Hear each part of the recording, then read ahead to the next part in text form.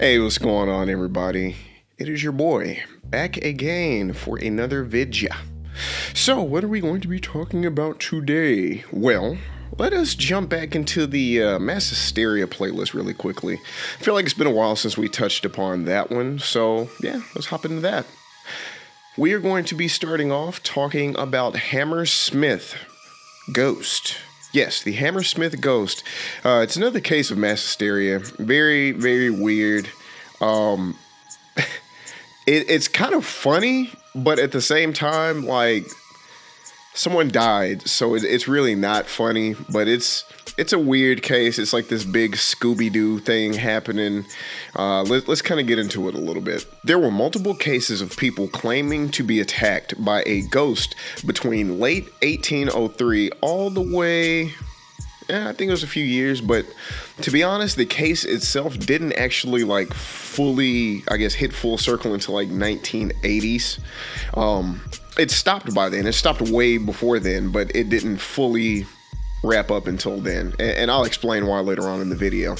But it was so weird of a case and so just bizarre that the UK government basically said, look, if you get hurt somehow, that's on you for believing in dumb things. So that's about how this is going to go.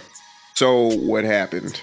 Well, in 1803, I think late November-ish, a bunch of people in Hammersmith, which is a district in West London, claimed to have been attacked by an apparition.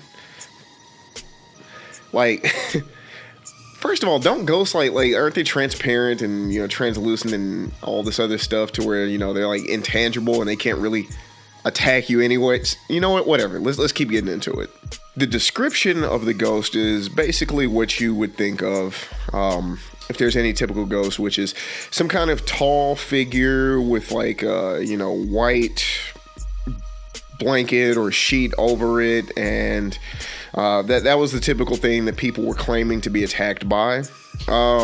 There were a few weird cases where they said they saw a horned creature, and one where they said it either had like skin or it was draped in like some kind of calf skin material. I don't know. London was a weird time during, the 1800s and part of the 1900s. People kept seeing ghosts and being attacked by like apparitions. It was a weird place. So, yeah, London. Thomas Groom was walking one night with someone around 9 p.m. when they claimed that a figure or entity rose behind a tombstone and grabbed him by the throat. And whenever he was grabbed by the throat, the person that he was with said that they were like, I don't know, somehow like, I think turned around to like, I think face away from him or maybe towards him. I don't know. But then they said they tried to like push off of him with like their fist. And then they said they felt something soft, like a coat or something whenever they pushed off. I don't know if there's anything behind the coat. Like, it was like, ooh, does this feel like a person? I don't know how these people operate, man. It's very confusing. There were a few cases or claims that there were women who also were met by the entity during the same time period. And I believe they died a few days later over the great shock of coming in contact with this entity. Y'all are just so dramatic, man. I swear. I don't even know if those claims are real. This is just claims. Claims. I don't know. A few weeks later, in December, a man named William Girdler, who was a night watchman, claimed that he saw the ghost or entity or whatever, and he tried to chase it, and whenever he started chasing after the ghost, it threw off the white sheet, almost like a banana in Mario Kart, I guess slowing him down out of confusion. He picked it up, and the entity got away. So, but we're getting somewhere. It's scared of night watchmen, so there we go. Also, I think it should be noted at this time, because I was thinking the same thing was, we're almost a month into it, right? From November to December, and there's still no solid, I guess, improvements or findings. So it should be noted that at this time, London did not have an established police force yet. So there was no real patrols or authority or anyone late at night to kind of really see over this. You kind of just did, I guess, volunteer work, like this night watchman that I mentioned, where you just kind of oversee the city at night, you know. And it's probably over little stuff like making sure someone's not, you know, breaking into someone's house or someone's shop or something while everyone's asleep. You've played Fable before. You know how this goes. So, but yeah, there is no established police force like you may think at the time. Fast forward a month later, it is now January 3rd, 1804 to be exact, and William Girdler is, you know, doing his night watching duties as usual, and he's just kind of walking around patrolling, and he runs into a man named Francis.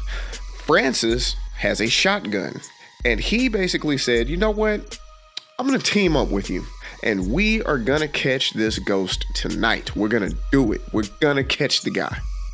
Watch. Got this shotgun, taking him out. Remember what I said earlier about ghosts being intangible? I don't get the logic. But anyways, so these guys team up, gang, and now they're out here looking for a ghost. This is so Scooby-Dooish, I'm telling you, but it's about to take a turn. So about 30 minutes later, after them linking up, which now it is around 11 p.m.-ish, Francis encounters another man. This man's name is Thomas Millwood, and Thomas is a bricklayer. Now, unfortunately for Thomas, he is still in his work clothes for the day.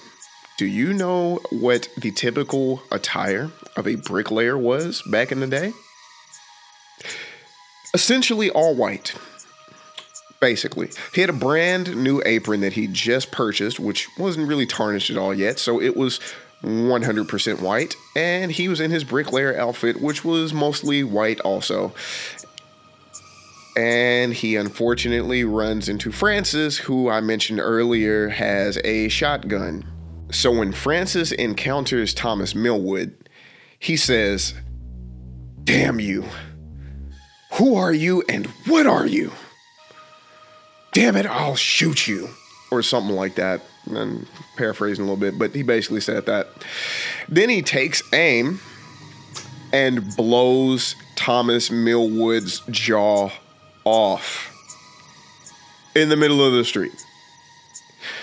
So people hear the gunshot and, you know, they do what you think they would do. They run to it to figure out what's going on. And especially, you know, William Girdler, he's the first person that really pulls up because he linked up with the guy. He knows the guy has a shotgun. He hears the shotgun and he's like, oh snap, it's go time. So he goes there, and then of course he sees Thomas Millwood and he's like, ooh. And you know, well, Thomas Millwood's not a ghost, he's a bricklayer. And this is immediately awkward. So moving forward from here, I mean, they kind of just try to clean up everything. Again, there is no police force. There's nothing really, I guess, established in this district yet. So they wait for real officials to show up, and that takes a little bit. They end up carrying Thomas Millwood off to some kind of inn, where they try to have a surgeon come in and save him, but ultimately he died a few days later.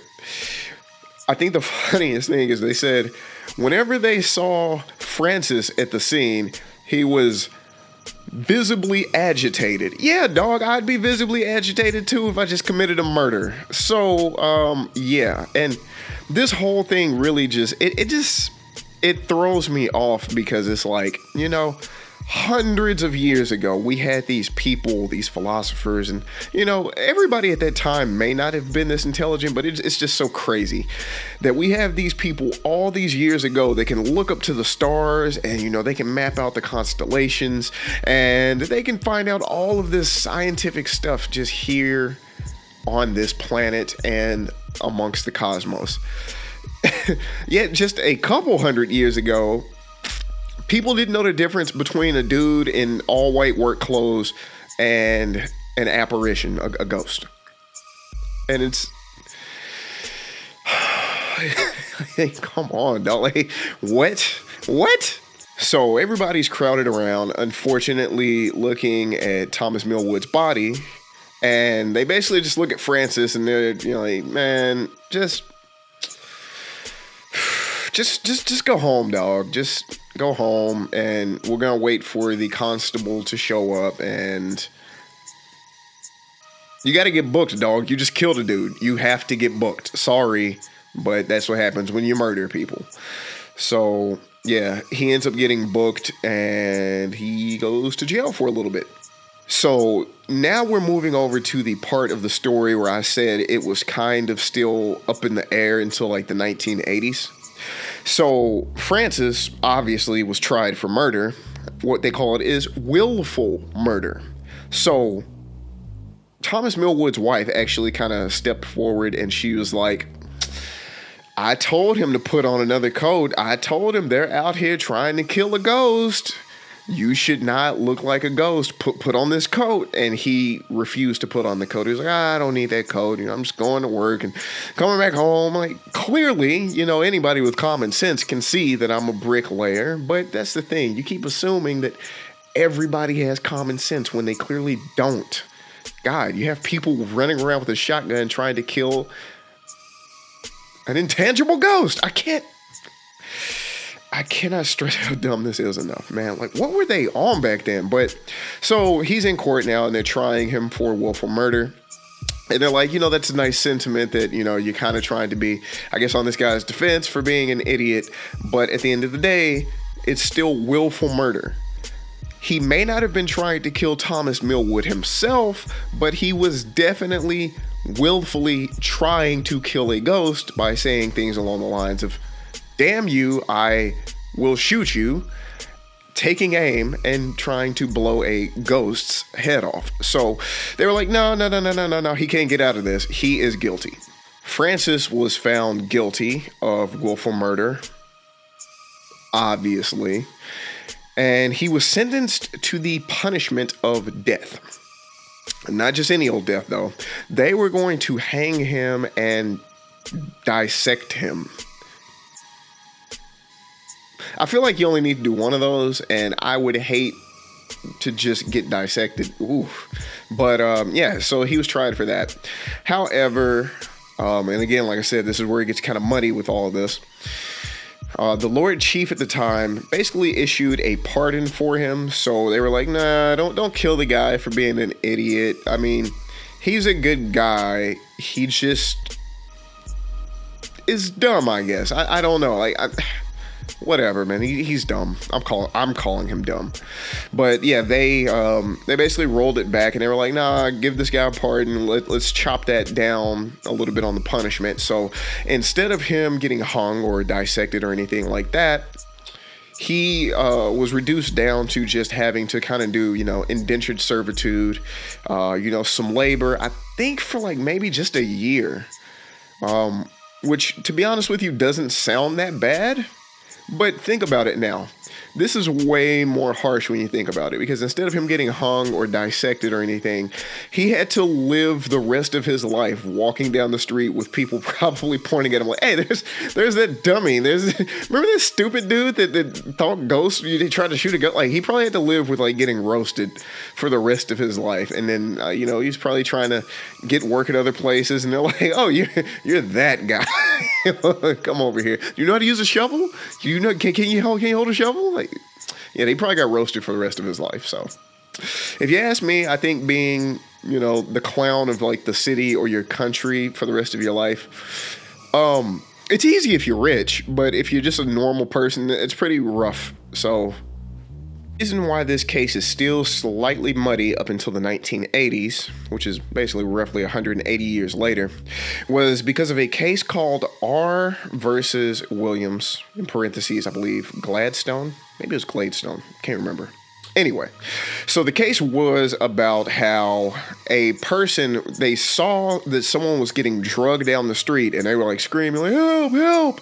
So the guy went over there, and he beat up the person that was dragging the person, right? And then the other person that was on the ground getting drugged got up and ran away. This guy ended up almost going to jail because what it turns out happened was the guy that was getting drugged was actually a thief. And the person that he was beating up was the shopkeeper, I believe. And the shopkeeper was trying to drag the guy because he was trying to like steal his like merchandise. So in turn, this person helped the thief get away. And he was like, oh snap, I didn't know that's what I was doing. I just saw somebody in trouble and I tried to go help the person in trouble. I am not an accomplice. So they kind of bounced this around in that court case in the 1980s, and it brought up the case with Francis and the Hammersmith incident. Section 76 in the Criminal Justice and Immigration Act is partly due because of these cases. You can go look up the actual details of that section for yourself, but they came about because of the R.V. Williams and because of the Hammersmith incident, basically kind of talking about there are certain procedures and protocols that should be taken into effect given the intention of people's actions in certain cases. These people had good intentions, even though they turned out for the worst.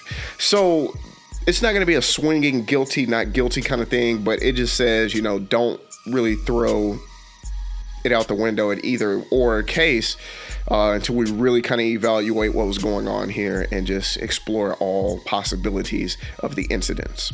Now let's rewind, go back in time, back to the 1800s of the Hammersmith, because we still haven't really answered the question of whether or not these people saw a ghost. No, they did not see a ghost. They did not see a ghost at all. And no, it was not Thomas. It wasn't Millwood either. So what did these people see? Now, legend has it, these people were actually seeing another man. This man was named John Graham, who was a shoemaker. And what he was trying to do was get revenge on his apprentice. His apprentice had been telling his kids ghost stories and scaring the mess out of them. So he thought, you know what, how about I dress up as a ghost and scare the mess out of you? And I don't know if like maybe he, got carried away and was like, this is kind of fun and maybe I'll scare a few more people, or if maybe he only did it once or twice trying to scare his apprentice and other people just had to be caught up in his prank against one person. It's unfortunate. Could you imagine doing a prank and then someone getting shot because of it? That sucks. Anyway, that's about all we have for now. How do you feel about this case of mass hysteria?